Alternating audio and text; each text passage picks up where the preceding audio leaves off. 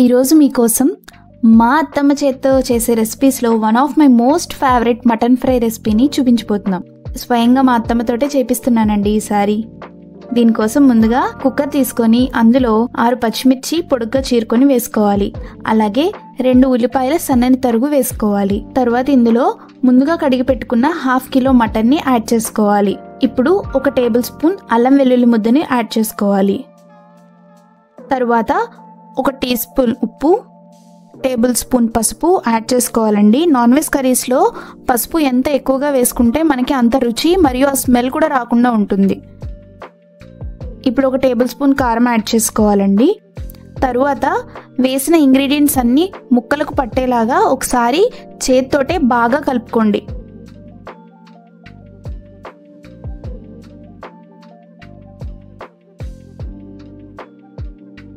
తరువాత ఇందులో 200 ml వాటర్ని యాడ్ చేసుకోవాలి. ఇప్పుడు కుక్కర్ మూత పెట్టేసుకొని 4 విజిల్స్ రానివ్వండి.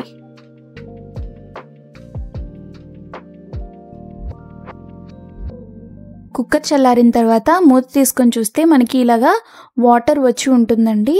ఇప్పుడు దీన్ని మీడియం ఫ్లేమ్లో పెట్టుకొని గ్రేవీ దగ్గరకు వచ్చేంత వరకు కలుపుకుంటూ ఉండాలి. ఈ వాటర్ అంతా ఎగిరేలోపు మనం ఫ్రై కోసం కావాల్సిన మసాలా పౌడర్ని రెడీ చేసుకుందాం.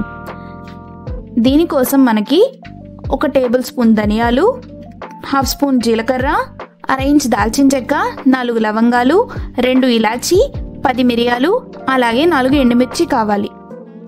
ముందుగా స్టవ్ మీద బాండి పెట్టుకొని అందులో జస్ట్ 1 స్పూన్ ఆయిల్ వేసుకొని ఎండుమిర్చి, మిరియాలు, ధనియాలు, జీలకర్ర ఈ 4టిని వేసుకొని వేయించుకోండి. మరీ ఎక్కువగా అవసరం లేదండి. లైట్గా మనకి కలర్ చేంజ్ అయ్యి అరోమా మంచిగా వచ్చేంత వరకు ఫ్రై చేసుకుంటే చాలు. మసాలా దినుసులు ఎప్పుడు కూడా లో ఫ్లేమ్లో వేయించుకోవాలండి. అప్పుడే వాటి యొక్క టేస్ట్ ఎన్హాన్స్ అవుతుంది. చూడండి, ఇప్పుడు మాంసంలో వాటర్ అంతా దగ్గరకు అయిపోయి మనకి కూర దగ్గరకు వచ్చేసింది. ఇప్పుడు స్టవ్ మీద బాండి పెట్టుకొని 3 స్పూన్ల ఆయిల్ వేసుకోవాలి. ఇందులో ముందుగా 4 రెబ్బల కరివేపాకును వేసుకొని అది చిటపట్లాడాలండి. కరివేపాకు చిటపట్లాడిన తర్వాత ఇందులో మనం దగ్గరికి చేసుకున్న కూరని యాడ్ చేసుకోవాలి. చూసారు కదండి, వాటర్ ఏమీ లేకుండా గ్రేవీ అంతా దగ్గరకు వచ్చేసింది. దాన్ని బాగా ఫ్రై చేసుకోవాలండి. మీడియం ఫ్లేమ్లో పెట్టుకోండి మంటని. ఫ్రై అవుతూ ఉంటుందిలే అని పక్కకు వెళ్లకుండా అక్కడే నించొని చక్కగా కలుపుతూ వేయించుకోండి.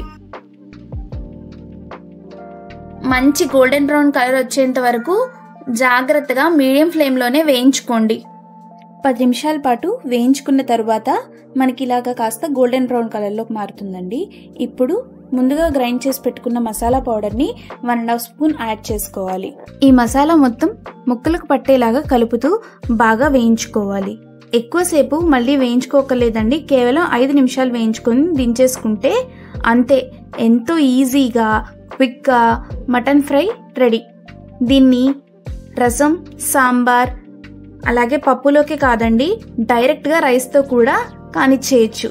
ఎంతో టేస్టీగా ఉంటుందండి. వీడియో నచ్చితే లైక్ చేయండి. ఒకసారి రెసిపీని ట్రై చేసి మీకు ఎలా కుదిరిందో మాకు కమెంట్ చేయండి. అందరికీ షేర్ చేయండి. మా ఛానల్ని సబ్స్క్రైబ్ చేసుకోవడం మాత్రం మర్చిపోవద్దు. Thanks for watching.